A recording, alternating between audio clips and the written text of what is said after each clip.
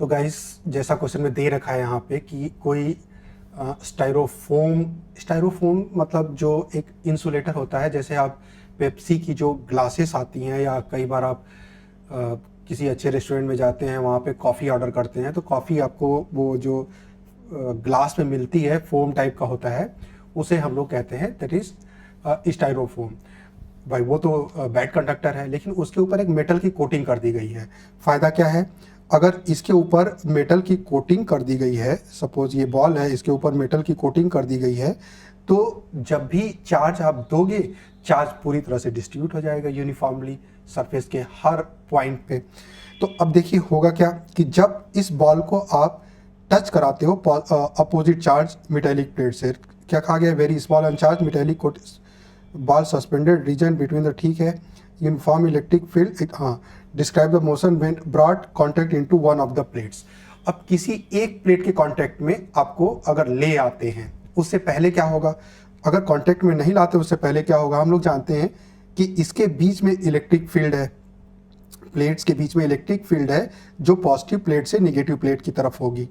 अब ये electric field uniform होती है जिसकी value sigma upon epsilon not होता है। अब ये जो इलेक्ट्रिक फील्ड है, इसके बीच में अगर कोई भी चार्ज पार्टिकल रखा जाता है तो वो चार्ज पार्टिकल फोर्स एक्सपीरियंस करेगा, और जो फोर्स की वैल्यू हो जाएगी F इक्वल्स टू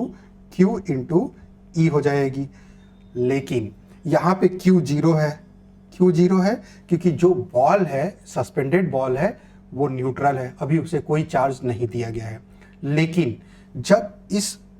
बॉल को आप किसी भी प्लेट के कांटेक्ट में लाते हैं, या तो पॉजिटिव प्लेट के कांटेक्ट में लाते हैं या नेगेटिव प्लेट के कांटेक्ट में लाते हैं, तो ये जो चार्जेस है, मान लीजिए इसको पॉजिटिव प्लेट के कांटेक्ट में लाते हैं, और अगर इसे पॉजिटिव प्लेट के कांटेक्ट में लाते हैं इस तरह से, तो क्या होगा, चार्जेस रीडिस्ट्रीब्यूट होंगे, मतलब प्लेट से कुछ चार्ज उठ के इस बॉल पे आ जाएंगे। तो मान लीजिए आपने इसको ये जो बॉल है इसको आप पॉजिटिव प्लेट के कांटेक्ट में लाए, एक ऑप्शन है। अब इसके ऊपर जब ले आएंगे हम लोग तो क्या होगा, इसके ऊपर कुछ पॉजिटिव चार्ज आ जाएगा और कुछ पॉजिटिव चार्ज कम हो जाएगा पॉजिटिव प्लेट से। इसका मतलब कुछ चार्ज तो यहाँ आ गया, टोटल चार्ज तो कंजर्व रहना है।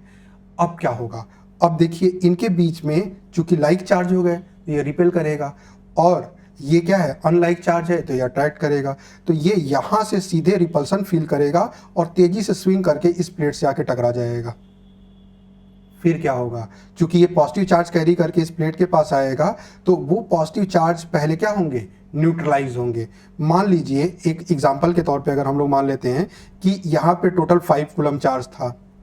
5 कूलम में से मान लीजिए 2 कूलम इसके ऊपर चला गया, तो अब बचा कितना, 5 कूलम नहीं रहा, अब सिर्फ 3 कूलम रहा।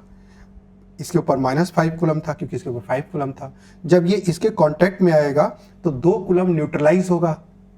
और जब 2 कूलम न्यूट्रलाइज हो जाएगा तो यहाँ बचेगा -3 कूलम। अब -3 कूलम से ये कुछ चार्ज क्या करेगा, कैरी कर लेगा। मान लीजिए 1 कूलम चार्ज इसने -1 कूलम चार्ज कैरी कर लिया। जब -1 कूलम चार्ज कैरी कर लेगा तो यहाँ पे बचेगा कितना, यहाँ पे बचेगा -2 कूलम, तो दैट बिकम -2 कूलम। अब यहाँ फिर से रिपल्सन स्टार्ट हो जाएगा इसके बीच में, क्योंकि ये अपोजिटली सेम चार्ज हो गए, इसके पास भी निगेटिव चार्ज और इसके पास भी निगेटिव चार्ज, तो दोनों सेम काइंड के चार्ज रखे हुए हैं, तो फिर से रिपल्सन होगा, तो फिर ये यहाँ से स्विंग करके इस प्लेट में जाके टकराएगा, और ये मोशन कंटिन्यू रहेगा तब तक जब तक सारा जो चार्ज है न्यूट्रलाइज नहीं हो जाता है। इसका मतलब देखा जाए तो बॉल कर क्या रही है,